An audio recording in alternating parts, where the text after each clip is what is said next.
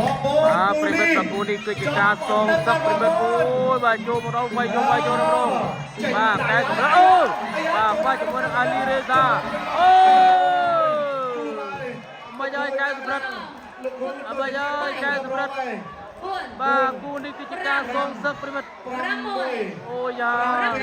ចូលមកដល់ទឹកមួយប្រិមិត្តទឹកមួយវ៉ាវយ៉ាងម៉េចហើយដៃល្អមែនទេអាលីរេសា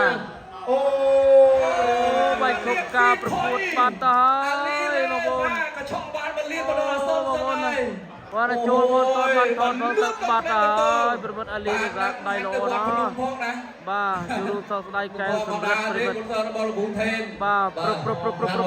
ចំលោកពីលោកបាទអាលីនេះថាគឺកូនសិស្សរបស់គ្រូសេនបន្ថែមប្រវត្តិណាស្រីលោកបានបាទហើយចំណែកកែសម្រាប់នេះសូមឲ្យកីឡាករអន្តរជាតិគាត់លេងបានប្រតិទេបងប្អូនឥឡូវទស្សនារូបភាពស្លូម៉ូសិនអត់បានប្រតិទេចូលមកសម្រាប់ប្រយណាបាទកំតាប់តៃគាត់លួចដូចផ្លេចបន្ទោយ៉ាងដូចនោះឯង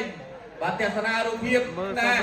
តោកណ្ដាប់ដៃកែសម្រាប់ទៅវិញស្ដាប់បណ្ដៃនេះប៉ាក់ពាកបន្ថែមមកមួយទៀតពីដៃឲ្យគត់របស់អាលីរេសាថតអត់ទាន់ព្រមអូយបាទពុតជាមិនធម្មតាមែនកណ្ដាប់តៃគុកដៃកែសម្រាប់បាទងាយយេតែមកបងនេះរីលីសាក៏បានសំពះអាជាស្រ័យកាត់តេបទៅជួយទៅដល់កីឡាករកែសម្រាប់ផងដែរឥឡូវនេះសូមបង្កើនលទ្ធផលជាផ្លូវការគណៈតបរិយជាទីគោរពអរលោកស្រីនិងកញ្ញាជាទីមេត្រីអបអរសាទរជ័យជំនះរបស់ប៉ែនកាអាលីរេសា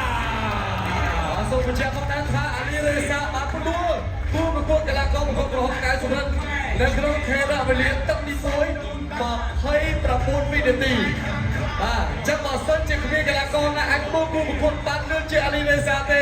អាលីរេសានឹងទទួលអត្ថប្រយោជន៍លើកទឹកចិត្តពីក្រុមហ៊ុនជីមមកក្រុមបាត់ណាប